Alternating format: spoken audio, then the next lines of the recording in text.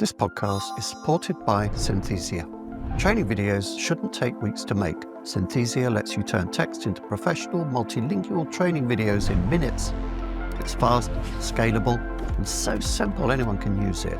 You can write an email, you can make a video. Hey there, my name is Alex, and I'll be guiding you through this training session. 70% of Fortune 100 companies use Synthesia to modernize onboarding, simplify compliance, and scale global training. Podcast listeners get an exclusive 30-day free trial. Go to synthesia.io/greatminds. Don't miss it. This offer won't last. Great Minds on Learning is supported by Talent Desk, one centralized place to onboard, manage, and pay all your freelancers and vendors seamlessly and compliantly. Oh no.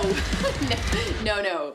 With Talent Desk, you get seamless freelancer management, so you have time to make yourself that well-deserved cup of joe without losing your mind. Visit talentdesk.io/greatminds and get 1 month free.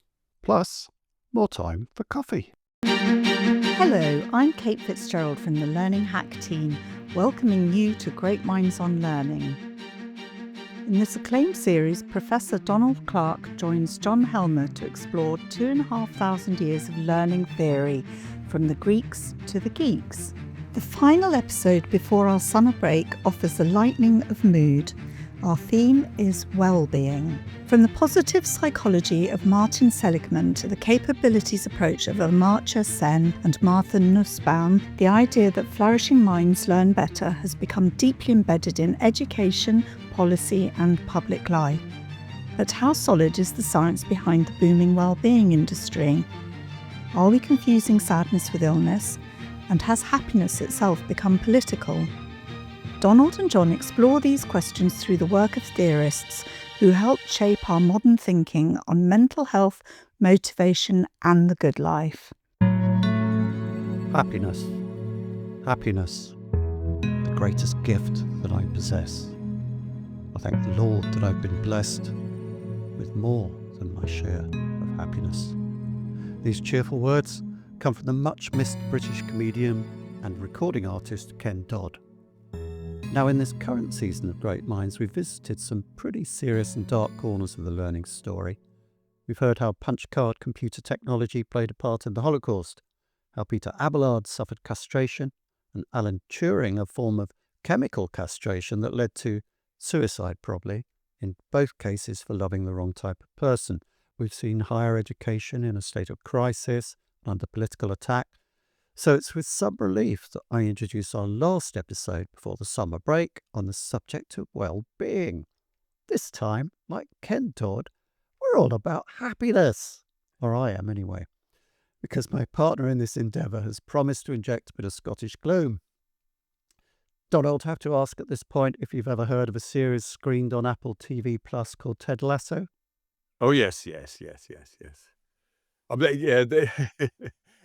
An interesting choice because I'm not his greatest fan, but I know lots of people who are fans. It's quite interesting that you mentioned Ted Lasso because it's a sort of topic of conversation. Like, I'm a real football fan, or have been all my life, but it's often an interesting topic of conversation with people who watch it and who are maybe sometimes football fans and not football fans at all. So it's an interesting. I should say right up front, I'm more of a Bill Shankly on this. Some people think football's a matter of life and death. As Bill Shankly said, no, I assure you it's much more serious than that. Football is life. As a character in Ted Lasso says constantly, football is life. So I should do a brief Rory Stewart explainer here for those who don't know. Yes, maybe. Ted Lasso is a football coach from Texas who comes to England, knowing nothing about football, to be the coach for a kind of minor Premier League team that then gets demoted and blah, blah, blah. It's all about happiness, really, and well-being, not much to do with football, really, at all. Oh. And he's fond of, Ted Lasso, Coach Lasso, he's fond of saying things like, every day is a chance to be better than we were the day before. I'm not going to try the accent. And be curious, not judgmental. Sayings which, to be honest, might have come from the mouths or pens, perhaps, of some of the theorists we're covering today. And I mentioned that this lurch into popular culture, the excuse for this is because I think it's a sign of how mainstream some of the ideas that we're discussing today have become. Also because the head of Fact, who introduces these podcasts, and I don't think it's any big secret I'm married to, is a big fan, so I have to sit there and watch it. So now to tell you more about the thinkers selected for us to learn about today, I'm going to hand you over to Donald, my co-host, who was described to me recently as, in another Ted Lasso reference, the Roy Kent of learning podcasters. You'll understand that if you've seen it. It will mean nothing if not. If you're an English football fan and you haven't seen Ted Lasso, or you probably haven't, let's say the Roy Keane of learning podcasters. Donald Clark. Donald, tell us about these people. Okay. Here's another Ted Lasso quote before I sign off. Call me Dumbo because I'm all ears. Well, just to carry over the Ted Lasso thing, as you were speaking there, I think the Ted Lasso is an interesting parallel because for me, it's a sort of US candy floss fantasy thing. Just think positively and all will be well with the world, which has its parallel in terms of the well-being and happiness topic, which we're about to discuss. But we did actually, my position is more, we covered this in the previous podcast on gaming and when we covered Huizinga and his famous book, Homo Ludens. In other words, the people who think seriously about sport and culture come to the conclusion that it's a very deep cultural phenomenon. It's almost universal now, globally. And it sort of exposes you to both deep disappointment, moments of triumph, and so on. It's a very serious thing, in other words, which I think, in a sense, the happy campers in life don't really get. So, and I'm not a happy camper. On the other hand, I'm not all doom and gloom. But I think it sort of is an interesting parallel because it exposes the problems. It's so easy to come up with platitudes about just think positively and all will be well, and it will happen. But the real world of politics and economics and life is just not like that. It's the triumph of storytelling over reality. And so to come to the people we're going to be discussing today, there's just so many names in this area of, the happiness theorists in general, positive psychology. And then there's a whole number of people who are involved in the well-being trade, or, the well-being industrial complex almost. We're going to go through them. Start with Seligman, of course, the famous Pied Piper on happiness, who ditched the word in favor of flourishing. And Richard Layard, who's English, but I think he's English anyway, but I've read his book, never seen him speak. But he actually translated that into government policy. That's a good starting point. Then people like Ryff, Diener, Keyes, Amartya, they look at an evidence base and try and get some structure around this well-being proposition. What is well-being? What is the good life? And what can we do about it? And then we're going to end with somebody I really like, and that's Lucy Foulkes. And she has a really good book that I read some time ago. I can't remember, it was published a few years ago. And I really wanted to get to the heart of the notion of definition of well-being. And she has a book called What Mental Illness Really Is and What It Isn't. That's interesting, in brackets. And what it isn't. And I think the danger here is that we try and shove everything into the mental illness bucket when it's actually just sadness, worry, and anxiety as a normal part of life. So interesting things surfacing here. So we'll end on Lucy after having gone through several thinkers who have thought deeply about the subject. So that's the team lineup. Let's blow the whistle and kick off. You're going to carry this all the way through, John, aren't you? Do my best.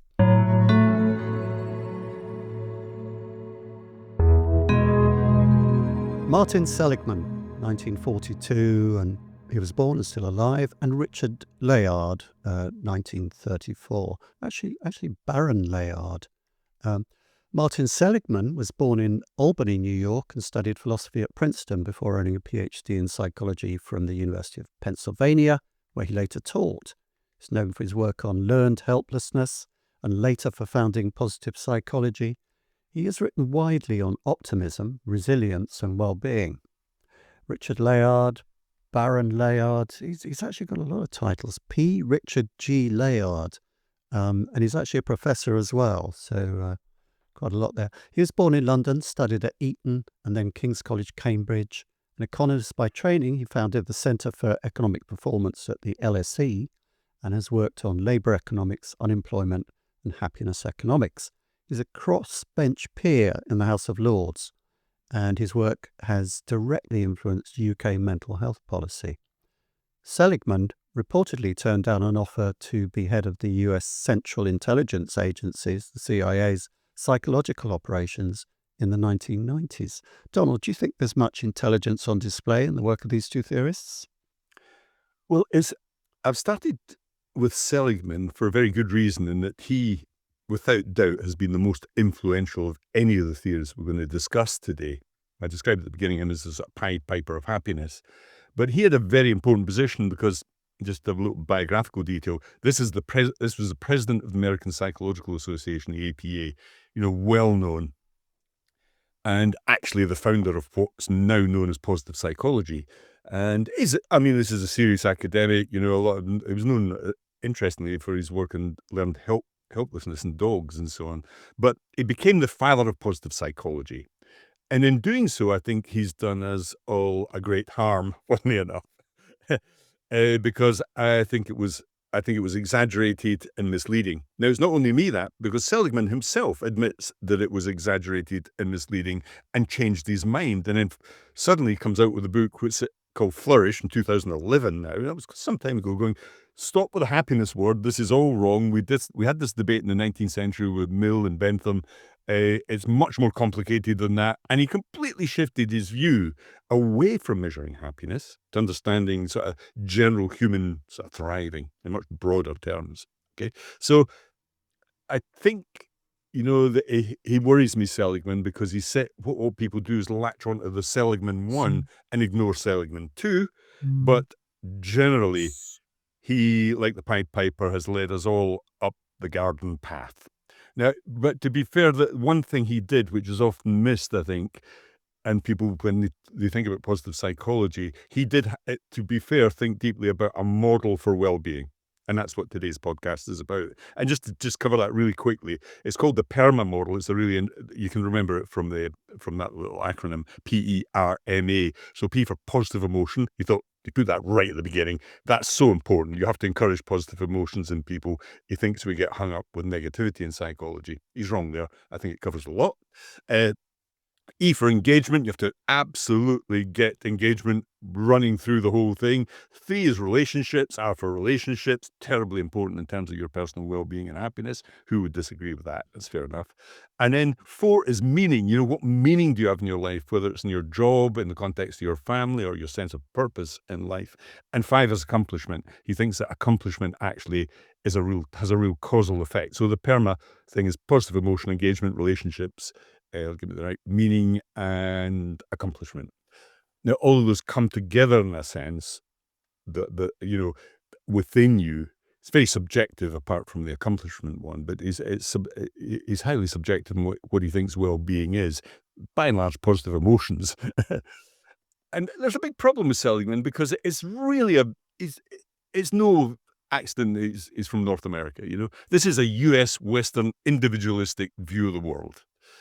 And actually, there's no real sort of empirical unification across the board in all these topics to bring them together. So he's just sort of cherry picking the things he thinks are interesting and useful. It's not, you don't get any sense that it's a unified theory. And that's what worries me. But there's also, for me, just a massive exaggeration and overemphasis of positivity at the expense of addressing the whole political, economic, and structural conditions of suffering and inequality and low wages and bad housing in the real world. He's not interested in any of that. He's not an economist. He thinks that everything is to do internally with what you think. Yeah, I don't think so.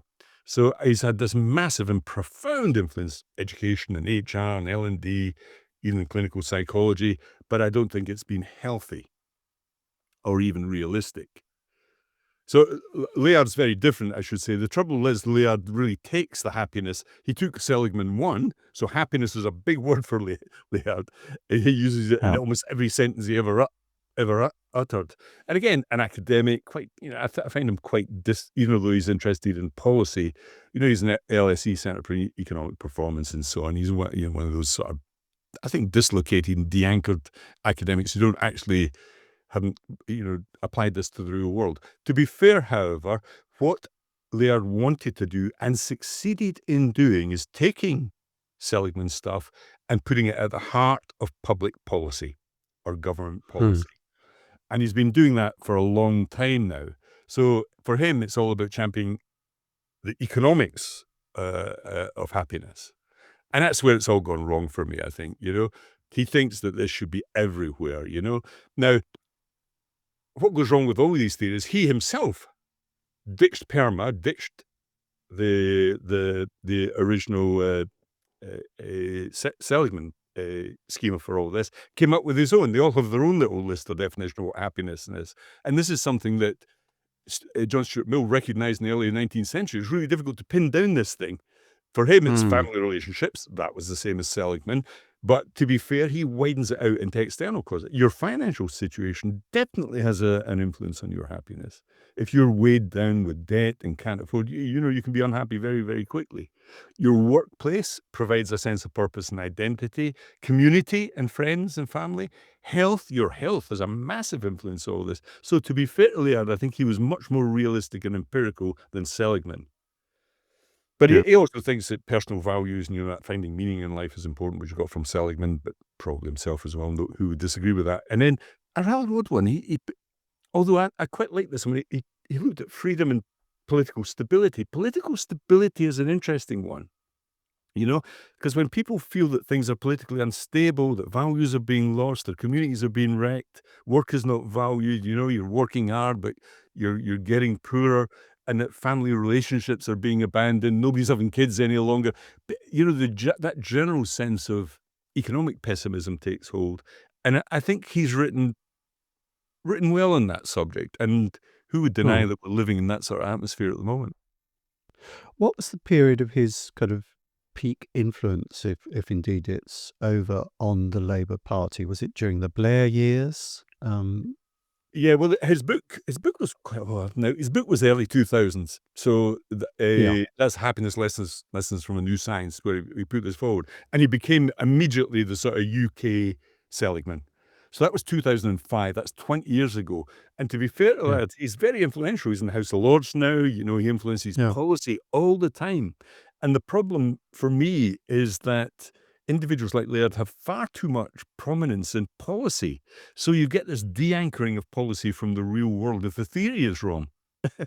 And he's latched on to happiness, Seligman one, a theory which has actually been quite roundly criticized. And there's the rub, because I think Layard in particular underplays the real complex trade-offs between well-being and economic productivity and so on,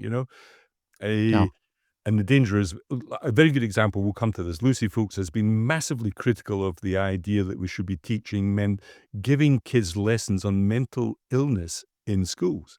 She thinks it doesn't work, and she shows empirically, all the studies show it doesn't work, and that it's actually the danger is it's counterproductive. You just raise the spectre in the minds of young people, they'll latch on to it, anchor themselves to it, and it creates its own problem. Now, that's one of the... You can see how that's a really serious problem if what I've said is true, and the science seems to suggest that it is true.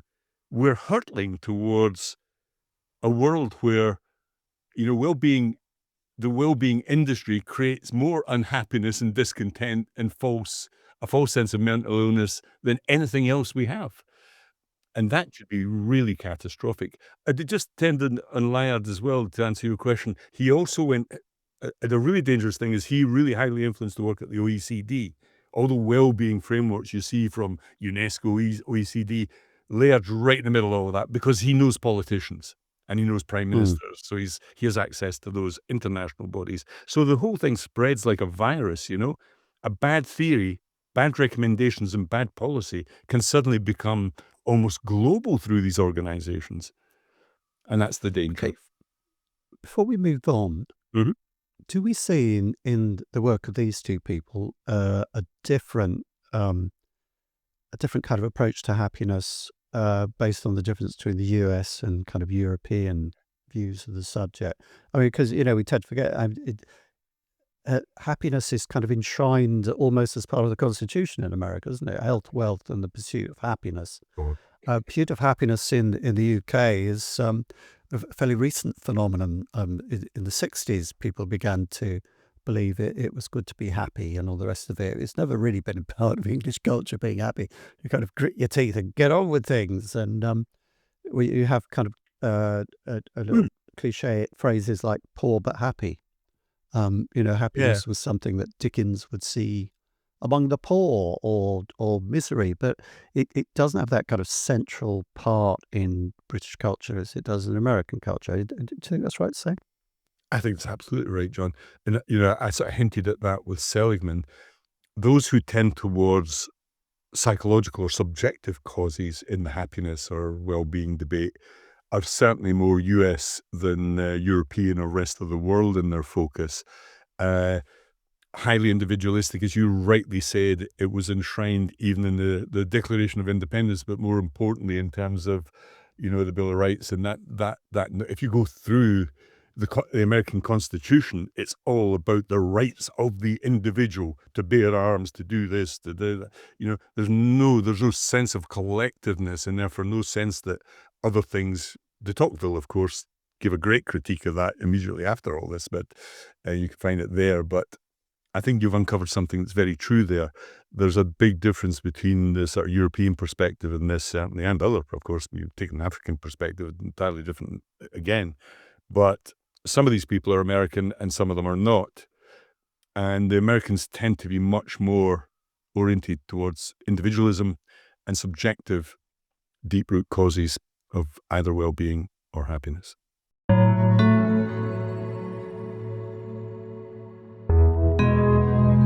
Ed Diener, 1946 to 2021.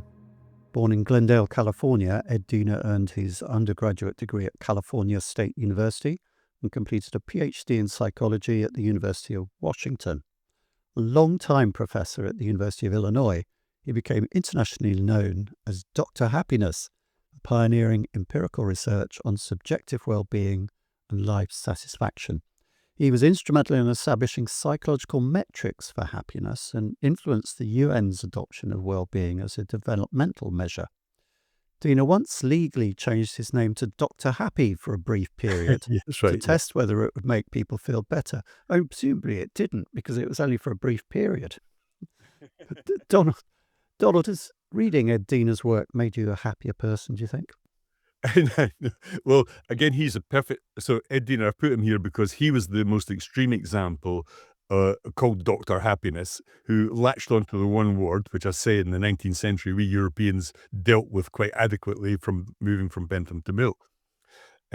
But he's famous for his subjective well-being, which is the perfect phrase. That was actually his main theory. This is his model, subjective well-being, SWB. In other words, he's the perfect example of somebody who sees everything, in a sense, in terms of this internal state, subjective well-being, called Dr. Happiness. So now, to be fair, actually his model has a nice redeeming feature, because it isn't just a list of qualities or essential oils that if you have them, you're happy. If you don't have them, you're unhappy. That sort of binary thinking. At least he brought in a bit of mathematics into things, because he thought that as you move towards a positive effect, affect, A-F-F-E-C-T, not effect, positive effect, to low negative effect, it's a ratio of positive to negative emotions, if you see what I mean. And I think there's something in that, because subjectively, we have this sort of jumble of thoughts and emotions. It's clearly not you're either happy or you're sad. It's a massively complex area. We did a whole podcast on the role of emotions in learning, for example. But he, in a sense, had this more sophisticated calculus as a key indicator of happiness. Unfortunately, just like Bentham before him, who came up with a sort of hedonistic calculus for happiness, tried to calculate it mathematically, it all sort of falls apart when you try doing it for real. So it's and very particularly with Diener, if you narrowly focus on self-reports, for example, it's all over the place. And that's one of the problems with subjective criteria. It's all what people report about their sense of being. And therefore you completely neglect or forget that massive number of socio-political and economic contexts that affect well-being. I mean, if you're a homeless person and a drug addict, and you haven't got a job, and your wife's left you or your husband's left you, but 101 things might be serious causal effects. So bringing it down to this little calculus of feeling positive and feeling negative doesn't address causes. It affects self-reported feelings. And so, although it has the pretense of being a sort of economic backbone to happiness research, the SWB thing I don't think is. Again, unfortunately, it got put into some of the well-being indices. The UN World Happiness Report, for example, has the Diener system in it, as does OECD work. So we're getting into a world where subjectivity, feelings rules everything and ignores and is de-anchored from the real world. So I think it's important just to get a sense of what that thing was. So this book was way back in 2008, similar date to Layard, early 2000s. It all happened then, really. Seligman, Layard, this guy. And he claims to blend all this rigorous data, but it's actually got a lot of stories in the book as well, which is curious, a lot of anecdotal stuff. But I think this notion that you've got to have this balance, which is fair enough. The good thing is you have this balance between positivity and negative effect, and you try and measure what the balance is. It's like a seesaw almost. I think even this, though, sounds mathematical, but is a bit primitive. It doesn't really stand up to scrutiny when you look at the complexity of even the intersubjective world. It's much more fluid, dynamic, complex, adaptive than any of these people ever suggest. They're always looking for these models to latch onto that don't even match the subjective world, never mind the objective world that may also have a causal influence.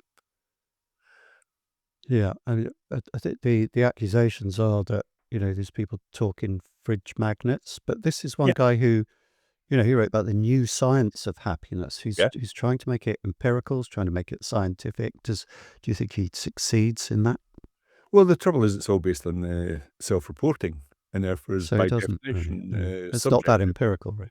Yeah, that's right. But for those who like qualitative data, and for those who think that suffices, fine. But actually, if you look at people who are there are other thinkers here like Sen who come from an economics background who I think are far more realistic about the nexus of the nexus of causes that surround this whole notion of well-being and happiness. We've been debating what is the good life for 2,000 years. These people do what Bentham did, and that's try and get it down to some sort of calculus. But they fail because it's incredibly difficult to do that without considering external, both subjective and objective causes. And it becomes so complex so quickly that trying to quantify it or shoehorn it into a model becomes self-defeating. So it sort of begs the question, is the actual endeavour itself a bit tilting at windmills, a bit quixotic, really? But let's park that and move on to our next person.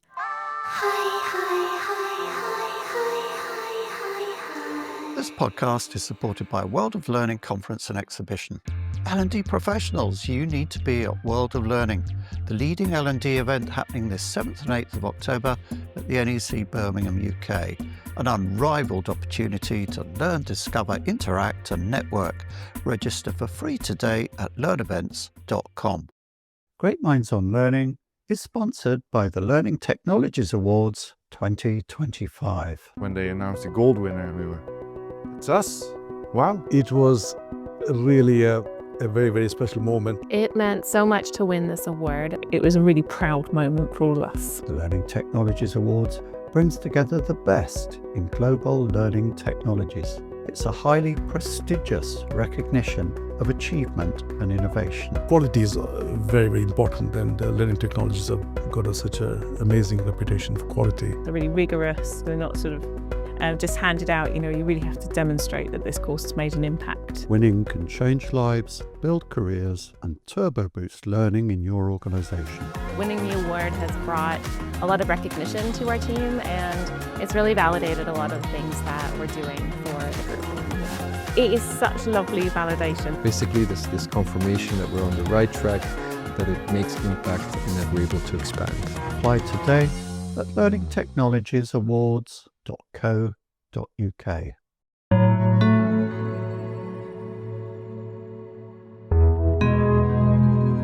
Carol Ryff, I'm going to call her Carol Ryff, you call her Ryff.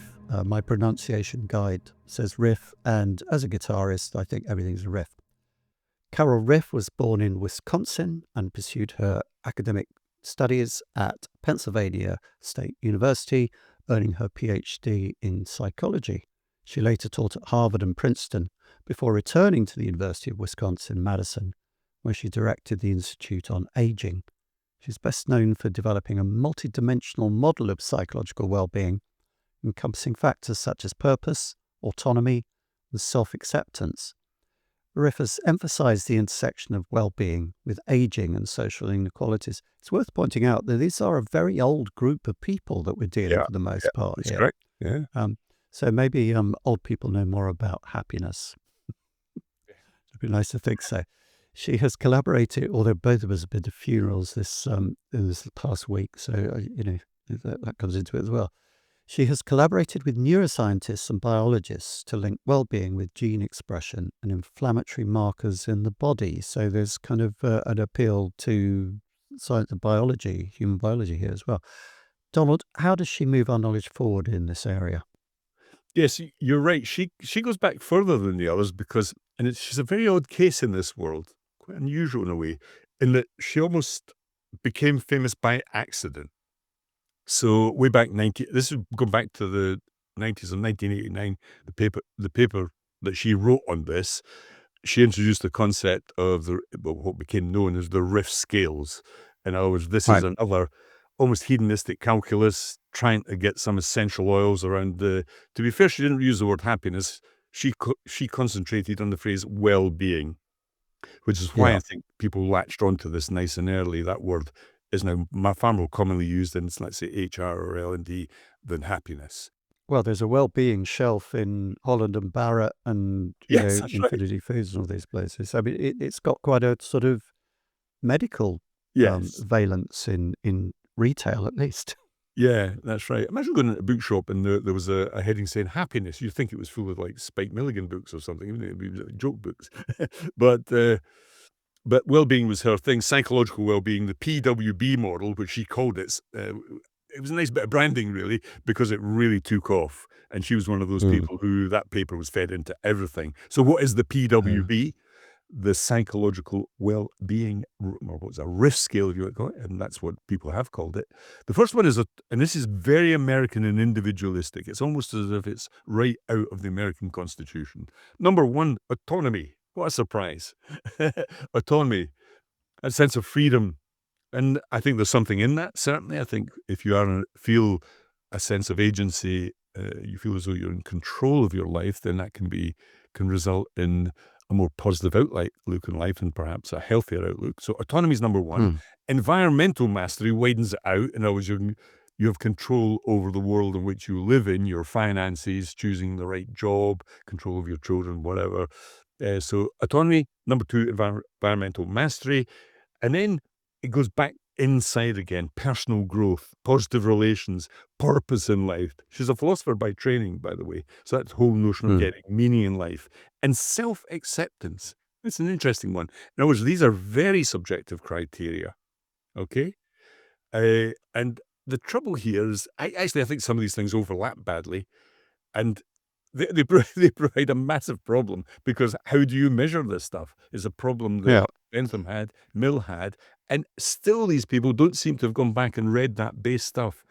It's almost impossible to have a calculus that you measure accurately on all this stuff. And so she's been criticized as having overlapping stuff, inconsistencies across her theorizing. And you can see already, as we've got just a few of these names, massive differences between the models, massive problems around measuring what these models are.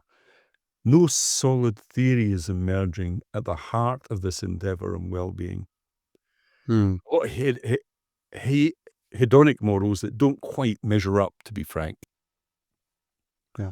Are we seeing the influence as well of psychotherapy and sort of therapy? Yes, absolutely. Speaking this. Another good question, John, because I think that's the underlying wellspring of all this is precisely that, the what you might call a sort of therapeutic wave that's been with us since Freud. And of course, we covered this in a whole podcast.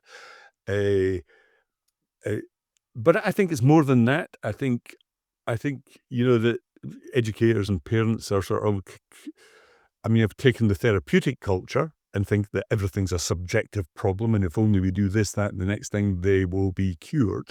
In other words, everything is an illness now, as opposed to just generally feeling sad or anxious or whatever. But you may be inadvertently harming children's mental health and resilience, but by overemphasizing trauma, systemic injustice, global threats, everything, we're bombarding them with messages that almost tell them that they're mentally ill. Yeah, And you're talking about children there and schooling, which obviously kind yeah, of brings us to education, but also to the wider context of learning, organizational learning. correct. Is it too early to for me to ask the question, how does this feed into learning?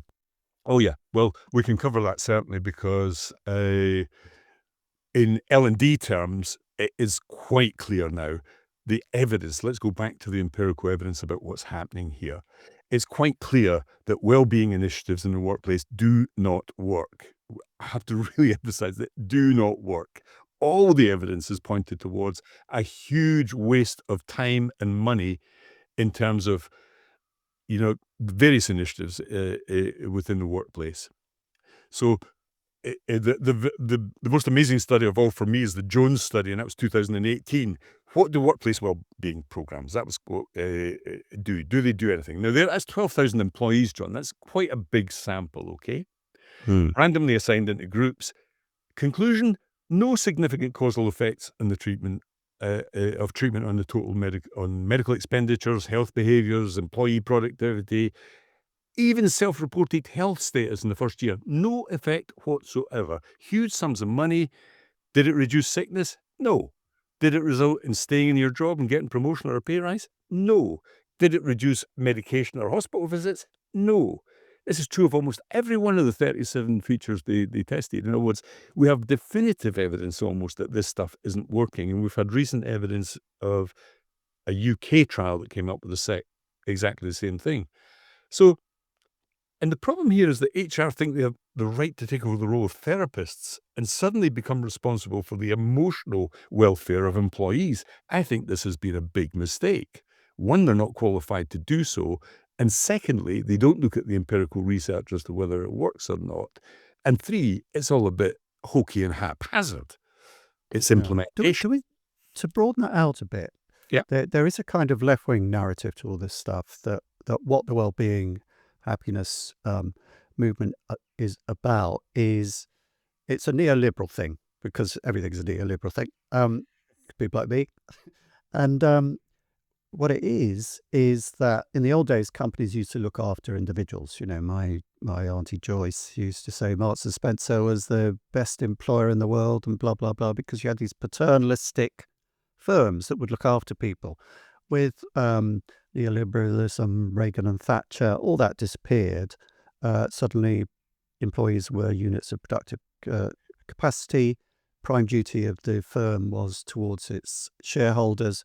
So now it becomes up to the employee to look after their own well-being and happiness. A job won't make you happy.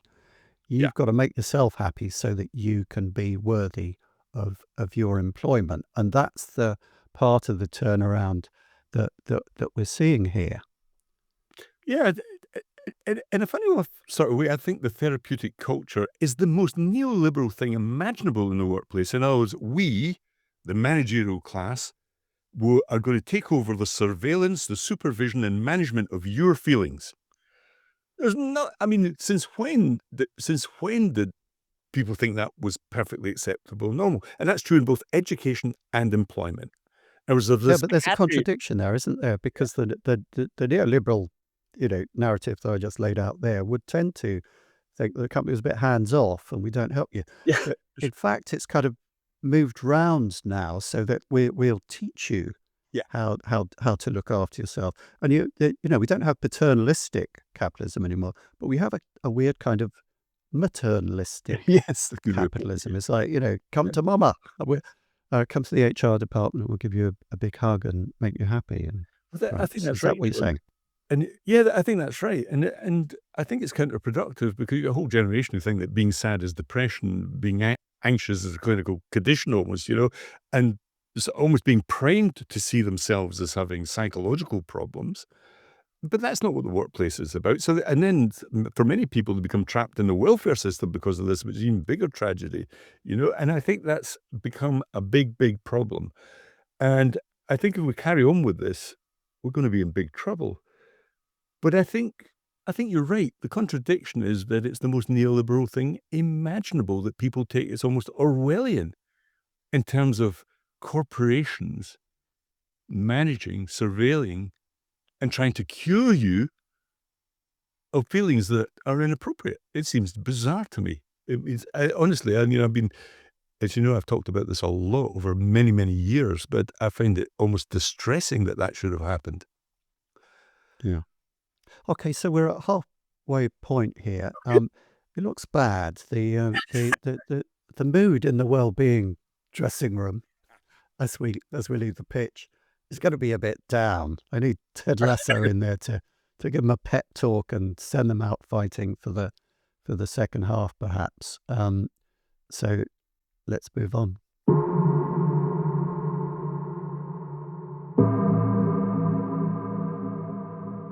Back on the pitch, Corey Keyes. No birth dates. Corey Keyes was born in the United States and completed his undergraduate studies at the University of Wisconsin, later earning a PhD in sociology from the University of Wisconsin-Madison. Sounds like a happy place. He's now based at Emory University, where he has helped shape the field of positive mental health. Keyes is known for coining the term flourishing as a measurable state of mental well-being, distinct from his absence of mental illness. Donald, you said earlier that it was one of the others who'd coined this. Was it Keyes, or who came to it first, flourishing?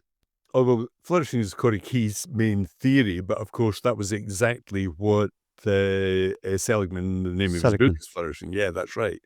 And to be fair to both of them, I think this is a better concept, but we'll come to that. Yeah, carry on, sorry. Okay, let me finish his use again. As a measurable state of mental well-being, flourishing is distinct from the absence of mental illness.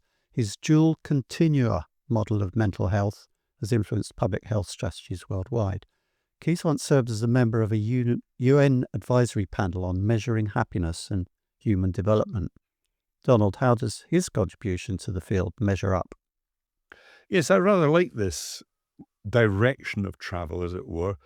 And Corey Keyes was a sociologist, interestingly, and therefore I think had a wider perspective on these external causes that we were talking about. And he proposed this, if it's a model at all, really, because he calls it the mental health continuum. But he was one of the first to argue that that we shouldn't be confusing mental illness with mental health. That's the absence of mental illness don't mean you're necessarily mentally healthy, but they're not the same thing. This is why he goes in for an alternative vocabulary, which I think is quite nice, actually, to get away from the pathologizing or the tendency of people to use medical language when it's inappropriate. A good example has been recently the screen time debate, which is everywhere. Government's trying to pass legislation, and almost everybody uses terms like addiction and detoxification as if it were a deep medical problem. But I'm sorry, if I'm sitting on Twitter, looking through, I'm not a heroin addict. I'm going through Twitter. It's not the same thing. And I think we have to be very careful about this. And to be fair to Keyes, he coins this term languishing, which is the first word. People think that his model is all about flourishing. Flourishing is one, languishing, and then it moves on to moderate mental health, which is a sort of balancing act, if you want to call it that. And this is, again, the same time, early 20th century, 2003, flourishing in the 21st century, way before Seligman latched onto it. And he talks about mental health, not mental illness, but mental health. So the opposite of depression is not happiness, but a sort of sense of or vitality. He used a lot. Words like flourishing or languishing or vitality, trying to get into ordinary language as opposed to these fixed, mutually exclusive terms like happiness or unhappiness. You're ill or you're well. And the trouble is, I think he can still fall into the trap of pathologizing just an ordinary sense of distress or anxiety or worry or sadness. And he also still relies on subjective thresholds that don't really have a diagnostic purpose, you know. If you really say, well, how does a physician or therapist apply this? And this is a really common problem here. How do you measure this? How do you distinguish between something that's suddenly a medical pathological problem as opposed to just feeling sad? Nevertheless, he was quite influential because he shifted the clinical language from purely, we might call disorder-based metrics, right? These are like syndromes and bad things, through to positive mental health promotion. And some of his stuff has crept into the WHO World Health Organization frameworks, and especially workplace mental health initiatives, which has been a good thing because it has some sophistication. Nevertheless, it's part of the same industry, I think. It still tends to over-pathologize things. It's interesting that there is this kind of, on the one hand, this kind of emotional therapy sort of measures are, are you happy? Are you miserable? Are you depressed? Are you blah, blah, blah? And on the other hand, there's kind of biological, medical side to it, which is, are you healthy? Yeah. And because we've now more and more started to see the interdependence of the two, the lines there are kind of blurred. I think in the old days, when I was a youngster, there would be a sharp division between, whether you're physically healthy or not, and whether you're mentally healthy or not. And no one would be much bothered about the mentally healthy part of it, as long as you were kind of, you had a smile on your face and rosy cheeks and all the rest of it, then you're okay. Get up, fall over, hurt your leg, get up. Oh, Mum, I got a bit of a broken arm. Take a walk around the block. That'll cheer you up. This division between mind and body seems to have blurred. A good thing in many ways, a bad thing as well. Yeah, you answered your question there. I was going to say exactly, is it good or bad, John? It's an interesting little diversion, this. So my sister was a psychiatric nurse all her life, and she was really, a fascinating place to just even walk down the main street with, because she could spot people with schizophrenia, she was just highly diagnostic in her skills. She had spent 30, 40 years doing it.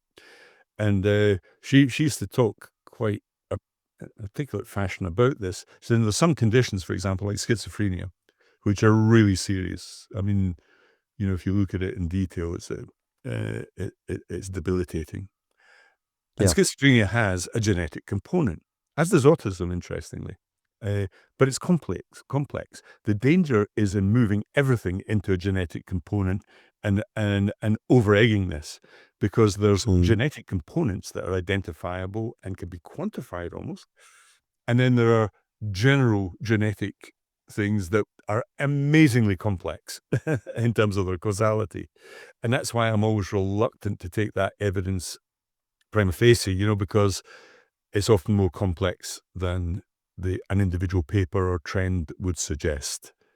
And therefore I'm a bit suspicious about that. But there can be no doubt that it plays a role in this. But we must be very, very careful indeed. And this is why people will come to Lucy Foulkes and others, but real experts on autism, for example, will say you got to be really careful about being footloose and fancy free with the language here. And people talk about, almost every man in the world now has been accused of being on the spectrum, John. I'm sure it happens to you, happens to me, it happens to every man I know. We can't all be on the spectrum, or it would be no spectrum. Well, I have been on the board of a tech company where 25% of the company was pretty recognizably on the spectrum, including the CEO. So, but again, let me give you an example there. So, if you look at the real experts on autism, they're very careful about that word spectrum, because I don't think it's used that much anymore. No, not at all, because it was very beautifully put by, what's the name of the Ali G character? What's his second name again? Baron Cohen. Right. One of his relatives is an expert in autism, Professor Oxford. Yes. And he says, don't use this word spectrum. He says it's actually a constellation, and I was imagining in a 3D space with an amazing number of complex causes and effects. And that goes back to the statement I made earlier. There are some features of autism, non-verbal, non-functioning, that are very, very extreme, that are almost out there at the edge of this constellation. Yes. And there are many, many other forms and overlapping and some of this and some of that and so on and so forth. In other words, don't load all this into one simple bucket, either minimizing problems of extreme autism by saying, well, let's put everybody with autism in a mainstream school. That's just not practical if you're non-verbal. On the other hand, you can also be over-diagnosing everybody who has an odd hobby or something, or who sometimes loses attention in a social context as being autistic. And he really opened my eyes up to the danger of language, as does Lucy Foulkes in her book, because she has a whole chapter on this.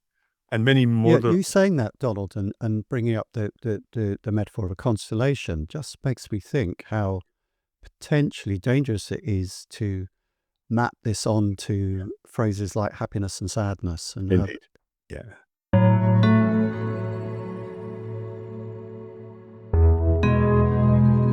Amartya Sen, 1933, still alive, and Martha Nussbaum, 1947, also still with us.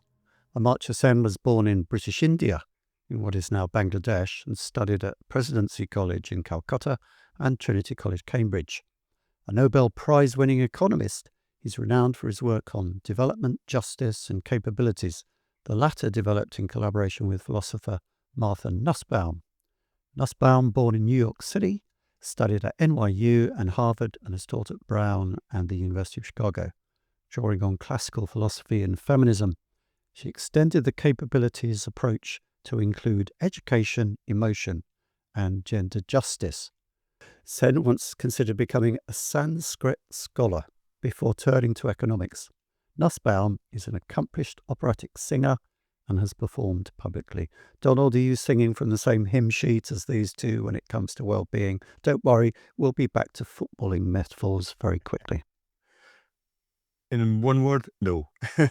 So, as we mentioned at the beginning, in fact, several times during this debate, John, that the theories which people come up with are always deeply rooted in the discipline from which they have come. Now, Amartya Sen is a Nobel laureate in economics. And this really tells, in terms of his concept of what well-being is. It's also, funnily enough, one of these theories that are deeply rooted in that idea of personal freedom or individualism. So Amartya Sen basically has an approach that's deeply rooted in your subjective view of the world, and he calls this a capabilities approach. It was actually almost quantified by Nussbaum. We'll come to that in a moment. But his idea, capabilities approach, is your well-being is basically determined by what freedoms you feel you have to do in the world, and be what you and be what you want to be, and values that you have. It's almost a sort of opportunity-based thing. In other words, the more opportunities you have, the better education you have, the more freedom you have, the better you feel. Some truth in that. I think autonomy is a terribly important thing in life. But then he goes on to say that he also says what well-being is not. It isn't for him about income or utility. I personally think those things really matter, but about what you're able to do and be. The real freedoms in life to live the life you want and live the life that you personally value, whatever that life is. He's diagnostic on what that life should be. And so this book is called Development as Freedom. You don't get much more American or right-wing than that title of that book. And that was back in the 90s, And I have just some real doubts, because he's massively influential, really well known as a sort of guru in the field. But And he does have there's a touch, something quite nice about that idea that poverty is not just about a lack of money. You can be impoverished in terms of your capabilities or your sense of realizing your own potential. That's definitely something in that, but it's not the whole story. And of course, if you try and implement this dynamic model, it sort of lacks any definitive list within the model. But that brings us to Nussbaum, because Nussbaum comes along and says, well, that's fine. Let me provide you with a list. And this is where it got dangerous again, because Nussbaum's list suddenly becomes, people love a list, suddenly becomes enshrined in the UN's Human Development Index, I think called HDI. And this is the danger here, that people latch onto these models and treat them as absolute truths. She called this the central human capabilities. She takes his model, the capabilities model, and then comes up with 10 absolutely essential, irreducible, factual things that really matter in terms of thresholds for your capabilities. And just to quickly run through those. The first is just she calls it life, but to be fair, that's quite a good one. How long are you going to live? That you don't die when you're 16 or die prematurely because you live in a poor country with no medical care. That's interesting, an economic criteria. The second one is bodily health. I mean, if you don't have a good healthcare system and you can suffer badly from a childhood illness, even mental illness and so on, then bodily health matters. That's fair enough. Then there's it goes on and on like this, bodily integrity. In other words, do you have the opportunities to have sex and reproduce and have children? I mean, that matters a lot as it turns out when you try and measure these things. And then there's that sense of, this is where it gets a wee bit subjective, the notion of senses, imagination, and thought. In other words, are you nourished by education? Do you have freedom of expression, freedom of religion? I think that gets a bit weird when it suddenly bounces from, how long do you live, to freedom of thought. And then there's emotionals, practical reason, affiliation, all that sort of thing. Play, being able to laugh, play, recreational activities. It just seems like Nussbaum's put together a bunch of stuff in a list and said, these are all essential oils. And I'm always wary of such models. Although there's one thing I quite like, and that's number 10, which is the control over your environment. It was control over your political environment, material environment. And I think there's something in that. When people lose control over their ability to pay the rent, to feed themselves, to get adequate health, get a reasonable job, have children, then that has serious consequences for people. So there's something quite nice about Amartya Sen and Nussbaum's grounding of this in economics.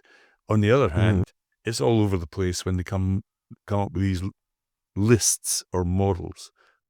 Yeah. On the other hand as well, you do have concepts like the tyranny of choice. People right. who are in the kind of graduate class generally are better off than those who are not. But there are very high rates of suicide at universities and so on. And Yes. mental health plague in kind of middle-class kids. You certainly see that in parents of people that we know, that there just seems an awful lot of it about. I think that's right. Is it worth moving on to the next one now? Or Sure. Is there anything more to say about this too? Yeah, I was just going to say on suicide, it's quite interesting. We're moving on to Lucy Foulkes, who actually has some quite good stuff. And, she likes to go back to really solid academic studies and real statistics. And the suicide figures are quite shocking. But you find generally, we're almost into Lucy already, that the figures are not as bad as you might imagine. There's a lot of exaggeration. There's like a Guardian article about well-being. 1 in 4 kids are mentally ill. Not true.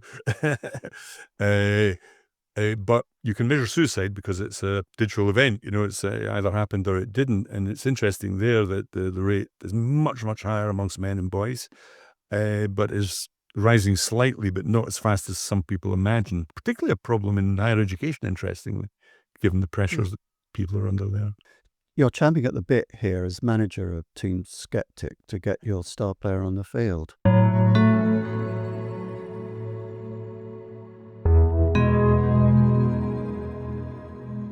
Lucy Foulkes. Lucy Foulkes is a British psychologist and mental health researcher. She completed her PhD at the University of Sussex, a local university, and is now an honorary lecturer at University College London and senior research fellow at the University of Oxford. Her work focuses on adolescent mental health, the impact of social media, and the risks of over-pathologizing normal emotional experiences. I think that's a pretty important one for this discussion. Her book, Losing Our Minds, critically examines the popular discourse around mental health. It's worth pointing out this. She's quite a bit younger than most of the other people here. There's a generational divide here, perhaps. Yeah, operating. that's right. As a teenager, she appeared in Harry Potter and the Goblet of Fire as an extra before turning to psychology full-time. Fun fact. Harry Potter, of course, authored by a person who in my household is known as She Who Must Not Be Named. Donald, I think you've included Lucy Foulkes here as someone batting for Team Skeptic. Sorry, I've mixed me metaphors there. Batting for late substitution on the field. Let's put her on the field and see whether she scores. Right. Well, I would say that Lucy Foulkes is more like a good centre back controlling the field and not a striker, because she sits back and goes, let's calm down here on this well-being and happiness industry that's evolved, as I say, since the late 90s, early 2000s. We've had 2 decades of this. A massive amount of stuff, money and time and effort has been spent to almost no measurable effect. She reflects on this in a brilliant book, and it was, I can't remember, it was published a few years ago in a book, but it's called What Mental Illness Really Is and What It Isn't. What it isn't. In other words, she's very keen. The reason I bought this book was it was quite clear to me, and clear as we've moved through this podcast, that the whole area suffers from a problem of definition. What is happiness? What is well-being? And almost all these hugely influential figures we've mentioned that not only became famous nationally, but internationally, whether it's the World Health Organization, the UN, or OECD, there's a huge amount of variance in their theories. And that's because even the very definition of what well-being is still up for grabs. She says, let's calm down a little, don't lose our minds over this, and look at the numbers problem. So she does a very good job in sort of scotching the myth. You see this all the time now in newspapers, and she suffered from mental health herself, which I think gives her some credibility, but she's fundamentally a solid researcher, very level-headed. And she criticized, troubles in the newspapers. She criticized a Guardian article that said 1 in 4 UK adults have a mental health diagnosis in any given year. She said this is absolute nonsense. Actually, what happens is that 1 in 4 is a sort of threshold measurement. In other words, that out of that 1 in 4, some of them may have mental health, but not all of them do. In other words, you need to investigate. Yeah. It was just a measure of whether people felt as though they were distressed or whatever. That doesn't mean to say they have a mental illness. And you get these 1 in 4 figures. Oh, that's shocking, isn't it? When it's just simply not true. So she strips things back to good empirical research, good randomized control studies. And then I think she did something nice, certainly for me, and that's look at the language of this. The language, she calls these things, they're normally on an axis or a continuum of some sort. But we tend to ignore that and shove everything into the pathological box, So, as a psychiatric problem almost, or a DSM-5 problem, rather than the normal emotions and anxieties and sadness that every human being that's ever been born is going to have. And so she thinks there's a big language problem, and I wholly agree with this, which is why I'm very skeptical of many of the theories here. I think they fall for the language traps or the category errors. And then she's also a bit negative about neurological studies and so on, and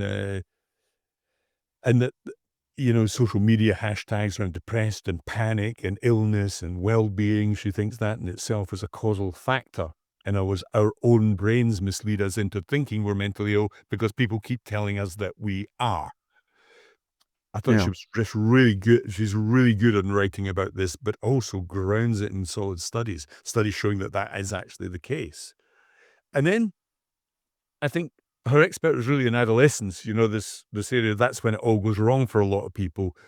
And that there's a rise in self-reported teenage anxiety and self-harm and so on. That's simply not true. Simply not true. But it gets into a loop through social media. And she literally calls it the looping effect. The more we label these often quite mild experiences as an illness, the more people adopt the sick role. In other words, they talk themselves into seeing it as an illness, and it gets worse. And it just prolongs their sense of self-suffering. And I think, to be fair, it's not me or her, she cites really good longitudinal data showing that this is true. So teenagers who actually publicly self-identify as having those problems and often self-harm, but not much, but a little, are far more likely to ruminate and less likely to engage and cope with things a year later, because they get into that sort of, they go down the plug hole of negativity.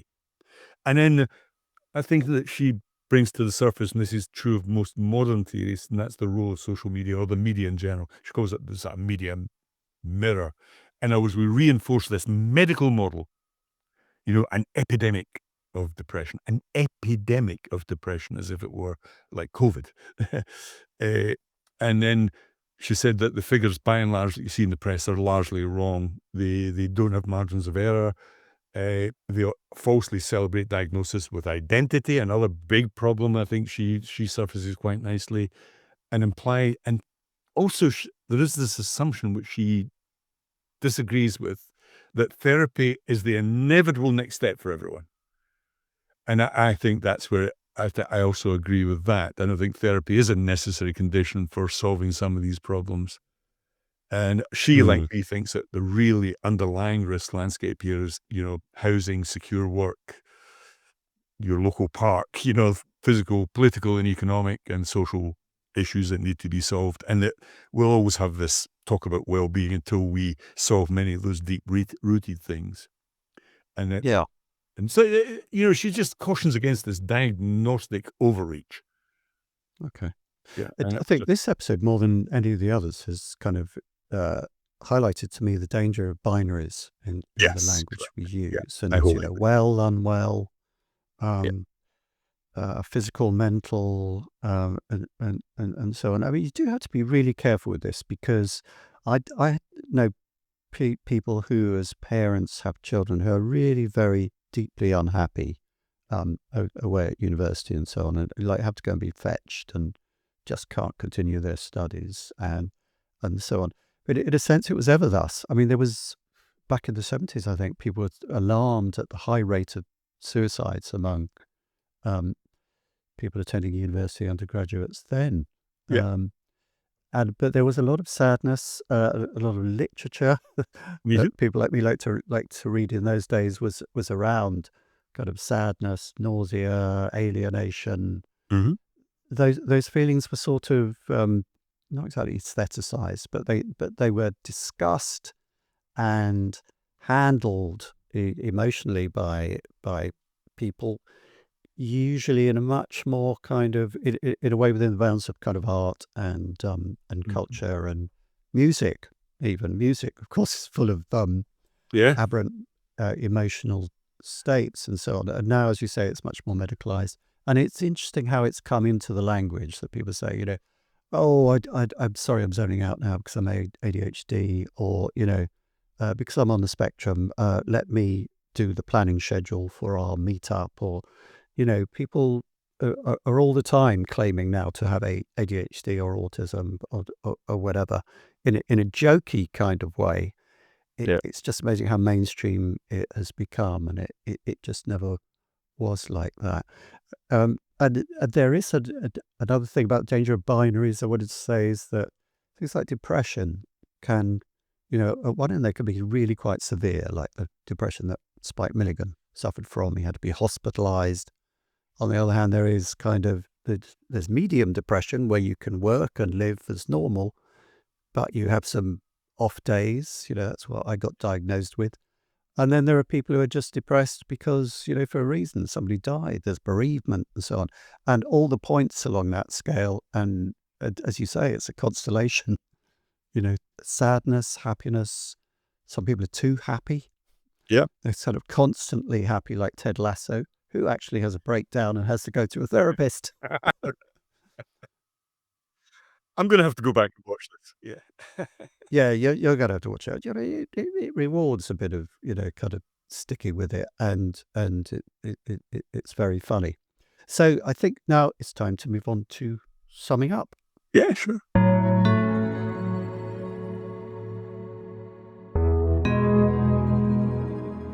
How do we sum this up, Donald? What changes in the thinking about learning did these theorists bring about? I think most importantly, you have to ask the question, what part does, happiness and well-being play in learning? Can you learn to be happy? Will learning make you more happy? How do those two things interact? Well, I think, again, Lucy Foulkes warns against that, the idea that you can teach it. So there's a proposition by the British government at the moment to go in and teach mental, actually it's not mental well-being, it's almost mental illness they're teaching, and almost introduce cognitive behaviorist therapy as a topic in a course for kids at school, which I think is incredibly, well, as Lucy Foulkes said, there's no evidence that any of this ever works. In fact, there's evidence that it shows that it has a negative effect. So we're playing with fire here. But to sum up, I think what we had was I tried to pick a number of individuals here who came from very different backgrounds. Okay, Seligman comes from Seligman, Ryff, and Diener are really psychologists, and it's no surprise, therefore, that they come up with very subjective views of the world and what well-being and happiness would be. Layard and Sen are economists, so Layard is far more concerned with happiness as a public policy goal and looks at economic systems and services, society as a whole, as does Sen, capabilities to do and be what matters, concepts like justice, agency, freedom, and so on. And then there was Keyes, of course, who came from a sociological background and looked at more of a continuum, mental health and populations. The population social context mattered more. But it shows how all over the place this stuff is. There is no solid theory in the middle of any of this, and yet we almost pretend there is. Seligman wants to boost the motivation of meaning from within. Layard wants government to buy you therapy. Ryff, he's concerned that you just live authentically and grow. Diener says, "Are you feeling good today?" They're all over the place. And I think it's quite clear that actually the truth of the matter is well-being has a multitude of both material and psychological dimensions. That's an important thing, a starting point for me. And we can't ignore both of those. But we tend to ignore both of those and spend a whole load of money on the wrong things. So I give you an example of the Jones study, 12,000 employees, no effect on well-being whatsoever. There are many others. And I think my appeal would be just stop with this workplace stuff because it's not working. The wellness syndrome, there's a really good book on this called The Wellness Syndrome, by Seligman, I think. And they expose all this as a sort of faddish syndrome, in other words, treating everything as a medical problem, therapeutic problem. And they say it's really, you can regulate your feelings and behavior personally, but the idea you go on a course to do that is a bit far-fetched because it doesn't work. And I think we've got to be super careful with all this, super careful with it. Absolutely. Another thing that gets ignored really is the political dimension of a lot of these theories, because, who gets to flourish, who gets to be happy, who has a right to flourish, who has a right to be happy, whether you're ill because you're poor and your government has done you down, or because it's your fault and you don't work hard enough and you're work shy. All those things are deeply political, aren't they? Happiness is a very political concept, really. And we see this with kind of, the American elections where, the unsuccessful candidate was told off for laughing all the time. Yes. Looking too happy. And then we had the recent case of our chancellor, she gets tearful at one crying point. in Parliament. The markets change, so, and our feelings suddenly become economic indicators. This is bizarre, isn't it? Somebody sheds a tear and the markets go crazy. So, yes, and also there's the thing of liberal tears and, how pathetic the losers are because they just, blah, blah. It goes on. And to pretend it's not political is, seems a kind of political act almost. And an interesting question for politicians, educators, HR folk, whatever, is what do we actually do about this? We've talked about how all over the place the theory is, but how actually Lucy Foulkes said, well, look at the evidence, look at the empirical evidence. Things are not as bad as you think, and stop with over-diagnosing and stop with some of the things you think are solutions but are not, and do more harm than good. So if we've come to that, I've come to that conclusion, and other people obviously will disagree with me on that. But it begs the question of what we do, because let's suppose I'm wrong and they're right. Is the solution to spend unbelievable sums of money on therapy for the most of the population, because we're heading in that direction? That's what some of these government policies are suggesting, that we have therapists in every school and in every university, and that most kids access one. Or do we look for other solutions? And this is where I've just finished the book called AI and Productivity, and I have a full chapter on health, because health is one of those areas where AI is having a huge impact almost immediately in almost every area right across clinical decision making. But an interesting one was a big flurry of both product and academic papers around well-being in chatbots.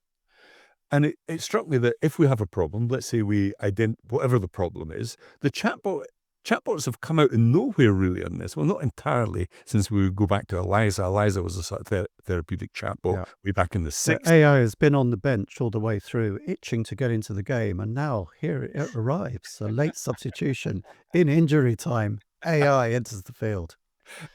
Go for it, Donald. Inevitably, John, inevitably. It's all fresh in my mind because I actually tried a lot of these chatbots and wrote a whole section in the chapter in my book on the chatbot. So I've become familiar with it all. And it was one of the most fascinating bits of research I did, and one of the most fascinating things to write about. Because, and in a sense, generative AI, so we had Eliza way back in the 60s, and we had a couple of other things as well. We had the Wobot-Miza. There were a couple of things that were rule-based AI that I tried and were actually quite good. You know, it made you think positively, a couple of minutes every morning and so on, if you did have a problem. They're all based on CBT therapy, which is fairly well established and sort of works, okay? So what does generative AI does? Well, it's taken all this mental health stuff online, which means you get scale because it's there 24/7. It's dirt cheap, if not free. With that increased access, that's reducing friction between the service and the patients. I'm pathologizing already, or ordinary people who think they've got a problem. It also avoids embarrassment, which is interesting. And it usually reduces costs, and there's some evidence that you get reasonable patient outcomes. What's not to like about this if it works? So there are things like Replica, Psychologist, Therabot, and even ChatGPT. People are using it as their therapist, simply asking it questions. It's remarkably common, surprisingly common. Yeah, there are figures around that, aren't there? There was a study, was it Mark Xiao Saunders wrote some stuff on LinkedIn about a survey where a huge number of people are using ChatGPT as an advisor and therapist. That's right, and that's just ChatGPT on its own. Other things like the Psychologist chatbots and Character AI. Yeah. I mean, that got tens of millions of people using it. And the idea is quite simple. You deliver something that's chatty, helpful, endlessly patient, of course, unlike human beings. And unlike human support, is available 24/7 and it's free. Compare that to a human therapist. It sort of just ticks all the right boxes as a policy. Okay? So it's a bit odd, though, that something like text-only dialogue should solve the problem, isn't it? You think you need a real human being in a room with a face and body language and so on. But actually, the evidence... Or an HR professional. Yeah, the evidence is getting quite interesting now, John. So Replica was the first one I really, after Wobot, I tried Replica, but it was actually originally a chatbot that was designed to replicate maybe a relative or a friend who had died, so you could remember lost friends. A bizarre idea, but she quickly changed it into becoming more of a sort of well-being chatbot. And there's a very interesting paper on this by Maples that looked at its impact on students. It's about 1,000 students, okay? And of course, they turn out to be far more lonely. The people who are using the chatbot are going to be more lonely than your typical students. But the interesting thing was the way in which 3% of the participants reported that conversations with Replica stopped them from acting on suicidal thoughts, ideating suicide. And that's really interesting when it creeps into that territory. And what was interesting was the underlying conclusions and data they gathered on how these young people saw it as a friend, a companion, and a confidant. And it was they're not going to go to a member of faculty or their parents or a therapist, but they do genuinely see the chatbot as a secure place where they can express themselves, and it gives them some help. Now, a bolder question, so I was following through in the research on this, another really brilliant paper by Hatch in 2025, so this year, that looked at whether a panel of participants could tell the difference between the responses written by an expert therapist and that by generative AI. Interesting question. So you get a randomized trial and you do some analysis on the linguistic differences, and you find that the participants were only marginally better than chance at identifying whether the thing was written by AI or a therapist. In other words, one was gooder as the other. That's interesting, because one is a hell of a lot cheaper than the other, is available 24/7 and so on and so forth, and can scale into the millions. So And in fact, surprisingly, the responses written by AI were rated higher than the therapist's written responses because they tended to be a wee bit longer, more positive and personal than the therapist's written stuff. This is all getting very interesting all of a sudden. Then I move on to, it was actually somebody in the National Health Service said, oh no, we use one already. I was surprised. Oh yeah, in the NHS, we use a thing called Limbic. Wiser was another one I tried. But Limbic was interesting because that can be placed as a service inside a healthcare provider's website. Okay. And it was the first AI mental health chatbot in the world to earn what they call a UKCA medical device certificate. That's quite hard to get. Class 2A it was. But that means it's been validated by the NHS as a useful service. And it claims a 93% success rate in predicting mental health disorders. And what they concentrate is on triage. This is interesting. So it's not saying, here's a chatbot, you've got a problem, we'll solve that problem. What it does is dynamically diagnose you, okay? And if they feel you need treatment, it will send you towards a professional psychologist. It turns out that not as many people need that as you think, okay? Yeah. And they found that on triage, improved triage means that treatment dropouts fall, I think it was 18% or so.